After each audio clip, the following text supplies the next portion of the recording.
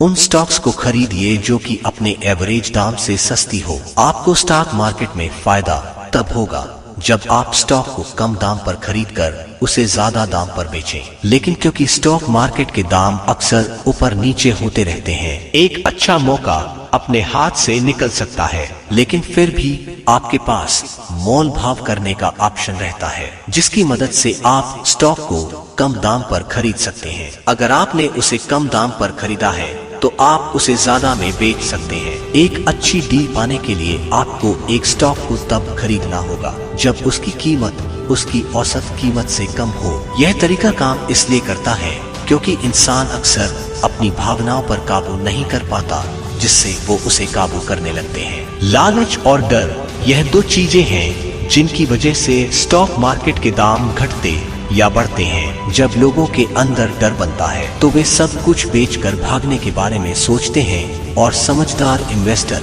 यहाँ पर आकर अच्छे फैसले लेते हैं। जब सब लोग डर के मारे निराश होकर स्टॉक मार्केट में सब कुछ बेचने लगते हैं तो स्टॉक की कीमत कम होने लगती है और इस वक्त उसे खरीदकर आप फायदे में रह सकते हैं। यह सुनने में तो बहुत आसान लगता है कि जब सब लोग डर के मारे सब कुछ बेच रहे हो तो आप सब कुछ खरीदिए, लेकिन ऐसा करना मतलब भीड़ के हिसाब से ना चलना, जो कि अपने आप में एक मुश्किल काम होता है। इसके लिए आपको बहुत अच्छी जानकारी की जरूरत होगी। कभी कभी ठीक इसी का उल्टा भी होता है। जब सब लोग शांत होते हैं और कोई घबराता नहीं है तो इस हालात में स्टॉक की कीमत बढ़ने लगती है और ऐसे में आपको कभी भी स्टॉक नहीं खरीदना चाहिए। अच्छे स्टॉक को पहचानने के लिए उसके dividend yield, free cash flow yield और फर्स्ट शेयर होल्डर यील्ड पर ध्यान दीजिए। अब आपके पास आपकी एक लिस्ट तैयार हो चुकी होगी उन कंपनियों की जिसमें आपको अपना पैसा लगाना है, लेकिन उससे पहले हमें कुछ बातें और जान लेनी चाहिए। वो है dividend yield, free cash flow yield और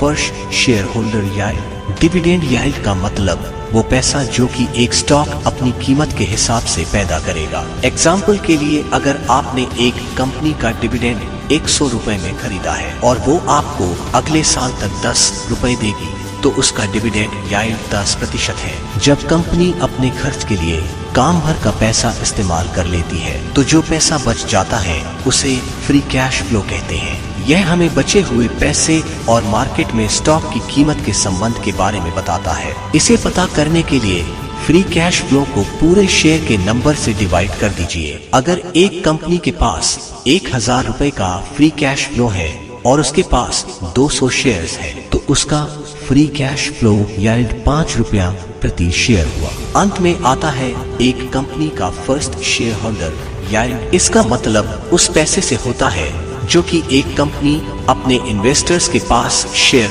बायबैक के जरिए भेजती है। जब एक कंपनी अपने शेयर को काबू करने के लिए ओपन मार्केट से खुद अपने ही शेयर्स को खरीद लेती है तो उसे शेयर बायबैक कहते हैं। इससे उसके शेयर की कीमत बढ़ जाती है और साथ ही वो कीमत भी बढ़ जाती है जो वो अपने डिविडेंड को भविष्य में देगी। इसे कैलकुलेट करने के लिए मान लीजिए कि एक कंपनी ने 100 रुपए अपने डिविडेंड पर खर्च किए और 150 रुपए शेयर बायबैक पर। सबसे पहले इन्हें जोड़ दीजिए जिससे आपको 250 रुपए मिलेंगे। अब मान लीजिए कि जो नए शेयर्स हैं उनकी कीमत 50 रुपए है और उसे इसमें से माइनस कर दीजिए तो आपको मिलेगा 200 रुपए। इसके बाद इसे उस कंपनी के सारे शेयर्स की कीमत यानी मार्केट कैपिटलाइजेशन से डिवाइड कर दीजिए। मान लीजिए कंपनी का मार्केट कैपिटलाइजेशन 5000 रुपए है तो 200 को 5000 से डिवाइड करने पर आपको मिलेगा 0.4 यानी 4%,